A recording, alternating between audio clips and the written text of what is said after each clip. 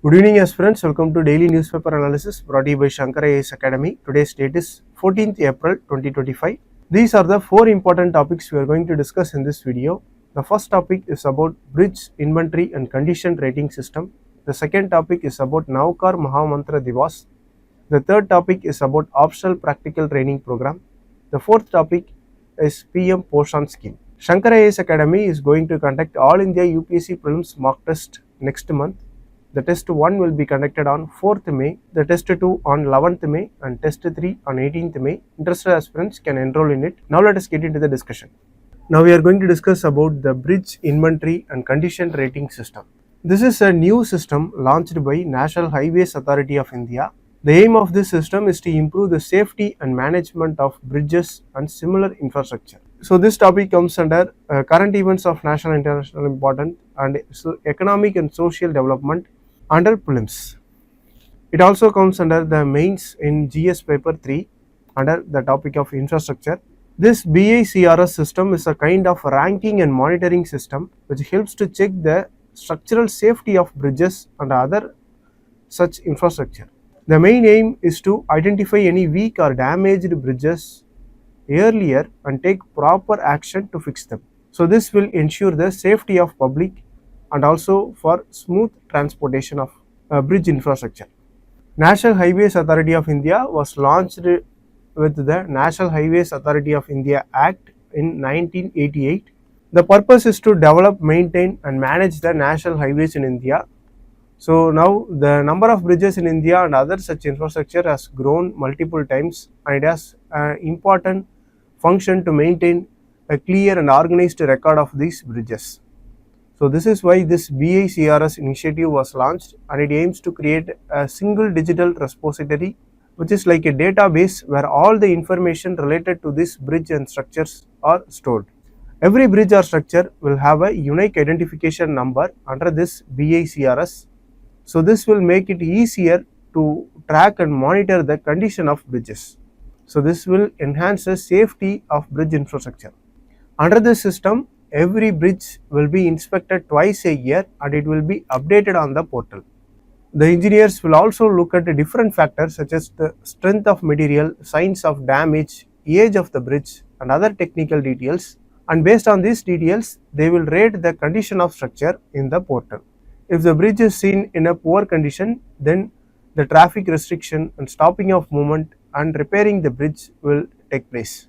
As a part of this initiative, the engineers will also collect the detailed information such as the structural design, geographical location and ASIS drawings of the bridge. So these drawings will show the current condition and dimensions of the structure. Overall, the BICRS initiative is an important step for India's infrastructure management. Now the increasing traffic and also the aging infrastructure poses severe challenges for safety and management of bridges. So regular monitoring and proper documentation of these structures will help avoiding sudden failures and collapses of bridges. What is the primary purpose of bridge inventory and condition rating system, that is BICRS? The correct answer is option C, monitoring and evaluating the structural safety of existing bridges. So with this, let us wind up the discussion and move to the next topic. Recently on April 9th, Jains celebrated Mahavir Jayanti. And on the lines of Mahavir Jayanti, a new program was introduced which is called Navkar Mahamantra Divas. So this Navkar Mahamantra Divas was also celebrated in the April 2024 and it was again celebrated this year April also. So this aligns with the teachings of Mahavir, who is 24th Tirthankara of Jainism. So in this context, let us discuss about this Navkar Mahamantra Divas. So this topic is purely a prelims topic and it comes under the current events of national and international importance. Navkar mantra means a mantra or set of syllables which is central to the Jain prayer. It represents spiritual energy, stability, light and the teachings of Jain Tirthankaras. And it is recited in the multiples of 9 like 27 times, 54 times or 108 times. So this symbolizes their spiritual completeness. And this Navkar mantra, which is a set of 9 syllables or 9 chantings, is central to Jain prayer. And on the lines of this Navkar mantra, the government has also devised 9 important resolutions for sustainable ecosystem. So these are the 9 important resolutions which are based on the lines of Navkar mantra. So one is water conservation, plant tree in mother's name, cleanliness mission, vocal for local, explore India, natural farming, healthy lifestyle, yoga and sports, helping the poor. So these are the 9 resolutions which are aligned on the lines of Navkar mantra of Jainism. The teachings of Jains Tirthankaras, especially Mahavir, aligns with the sustainable living, and the principle of important principle of Jainism, Paraspara Praga Jivanam, also translates into mutual interdependence of all life. So this is basically the sustainable living on earth. These principles of Jainism also aligns with the mission life. Mission life means life for ecosystem, living for ecosystem, and this is a sustainable lifestyle movement. So Jainism and the principles of Jainism aligns with this mission life. Now look at this prelims practice question. What does the Jain phrase Paraspara Paraha Jivanam means? It is a mutual interdependence of all life. The correct answer is option C. So with this, let us wind up the discussion and move to the next article. Here we are going to discuss about the optional practical training program. What is optional practical training program and why it is recently in news? Recently, a bill was introduced in United States which seeks to end the optional practical training program for those who no longer pursue the full-time study in US. So this will impact thousands of Indian students who are working in US after graduation. So in this context, let us learn about this optional practical training program. OPT program, which is optional practical training program, is a special facility provided by United States government. So this is provided for international students who are studying there on F1 visa. This F1 visa is given to students who want to study full time in colleges and schools and universities. So the OPT program allows these students to work in the US for up to 12 months in a job which is related to their course.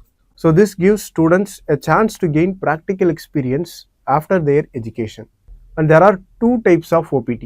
One is pre-completion OPT and another one is post-completion OPT. In pre-completion OPT, it allows students to work part-time while they are still studying. In post-completion OPT, the students can work full-time after they finish their course. In order to apply for OPT, students must have enrolled full-time for at least 1 academic year in educational institutions, and they have to apply OPT through their educational institution only, and they should get approval from USCIS, that is US Citizenship and Immigration Services. So this is how OPT is obtained, and students can stay in US while they are working under OPT. In 2023 to 2024, out of 3.3 lakh Indian students in US, nearly 29% were using OPT program. So it is a popular option for Indian students who want to get work experience after studying abroad. So if the recently passed bill in US becomes a law, it could impact thousands of Indian students and also affect the India-US relations, especially in the areas like education, skilled migration and technology partnership. So this is the news about the recently seen optional training program.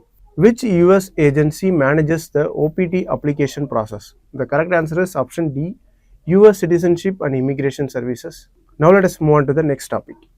Recently, the Union government increased the material cost for midday meals under PM-POSHAN scheme. So this is for primary and upper primary schools.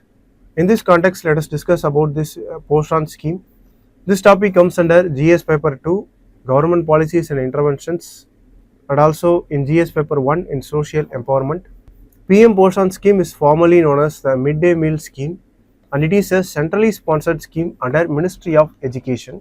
It covers more than 11.2 crore children in classes Balvatika to 8th, and it covers 10.36 lakh government and government aided schools. So the objective of this PM-POSHAN is to improve the nutritional status of the school children. It also enhances the enrollment, retention and attendance in the schools.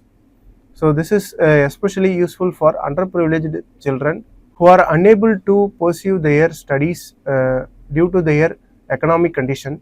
So this is the revised material cost for PM-POSHAN scheme, and this is the nutritional norms provided under PM-POSHAN scheme. Now, what is the funding ratio for PM-POSHAN in northeastern and Himalayan states? The correct answer is option C, 90:10. If you like the video, please share it with your friends and don't forget to subscribe to Shankar IAS Academy YouTube channel. Thank you for watching.